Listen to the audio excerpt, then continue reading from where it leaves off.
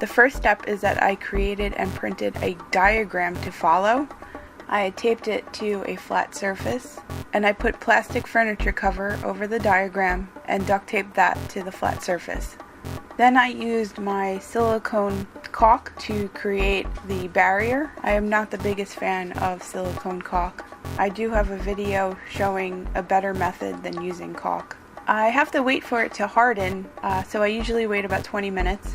While the silicone caulk barrier is hardening, I mix my Artworks resin as a 1-to-1 ratio, and I pretty much make enough to fill both of the molds.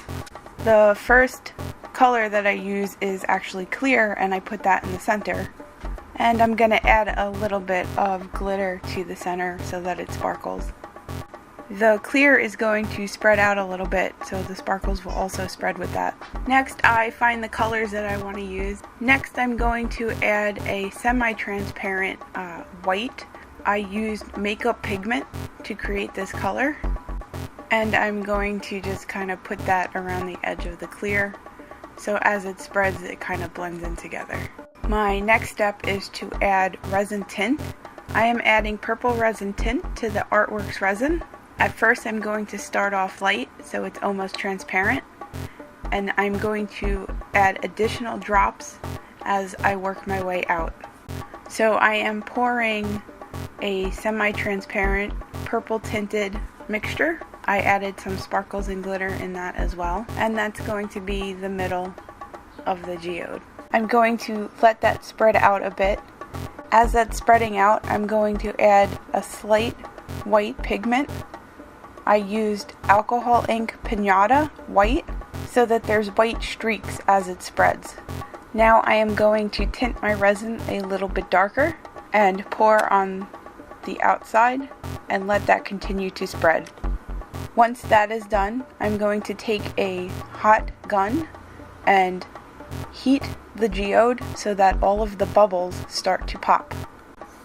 Next, I'm going to take some real amethyst and add it to parts of the geode. If the entire surface was covered in stone, it would be difficult to wipe or wash. Once I'm done placing all of my stones in the resin, I'm going to let the entire piece cure overnight. So now that the resin piece has cured, I'm going to take my acrylic paint pens and draw in some geode lines. I usually make wavy lines but follow some form of the geode. It is easier to pull the paint pen than it is to push it. I usually double up the lines and then fill in the gaps in between. This makes some lines look thicker than others. I also like to vary the colors. I will usually use gold and silver and black and white. Once my lines are complete, I add one more clear layer. This will help seal the lines and they won't wear off.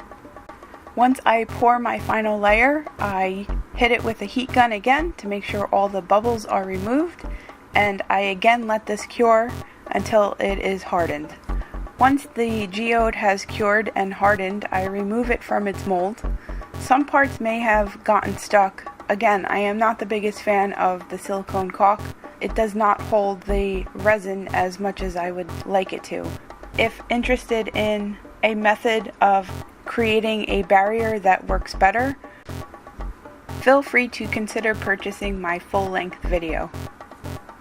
Now that they are removed from the mold, you can begin using them as a coaster as soon as possible, or if you would like, you can add a little bit of gold or silver enamel on the edges to give it a little extra sparkle. Thank you for watching. I hope you create some amazing looking coasters, and please enjoy my other videos.